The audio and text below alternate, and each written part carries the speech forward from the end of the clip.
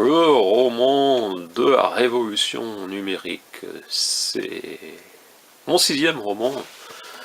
Et ces moutons, oui, certains se disent, mais pourquoi des moutons? Mais vous savez bien que dans toute révolution, il y a des moutons qui suivent finalement, et qui parfois, oui, passent devant. Je sais, ma couverture 4e n'est peut-être pas forcément la plus géniale de toutes, mais on retrouve toujours ces moutons, et on trouve le symbole d'une femme et d'un homme, et une flèche. Voilà, j'ai voulu mettre des petits symboles, le bien et le mal.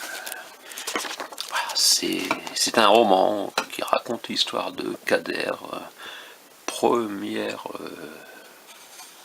star sur Amazon, qui a cartonné en vendant ou en faisant semblant de vendre, ou en affolant les compteurs d'Amazon. Et oui, c'était l'arrivée d'Amazon en France qui a soulevé un immense espoir. Voilà. Dans ce roman, on voit passer Jacques-Alain Léger, on voit passer Stéphane Ternoise, et on voit passer deux couples. C'est aussi l'histoire de deux couples. Et les histoires d'amour dans mes romans ne finissent pas toujours par ils eurent beaucoup d'enfants. Parfois on peut finir incinéré. Oui, voilà, dans mes romans parfois on meurt. Comme dans d'autres romans, vous savez, donc le héros parfois ça meurt à la fin. Pas tous, mais certains. Et puis on peut être héros sans le mériter. Il y a tellement de quoi. Bref, vous découvrirez dans ce roman de la révolution numérique. Je ne vais pas vous lire les premières pages, si vous voulez quand même. Voilà. Je vous les montre.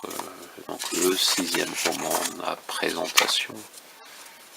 Vous retrouvez sur internet, et donc voilà, ce Kader, personne ne l'a contredit. Kader Terns, le premier auteur français ayant annoncé: j'ai vendu 10 000 e-books sur Amazon.fr, un petit cahier du 9.3. Voilà, c'est aussi ça, la possibilité quand une nouvelle technique arrive de frauder. Et oui, de trouver un bon plan, et certains cherchent des bons plans, pendant que d'autres écrivent des livres qui sont pas forcément vus.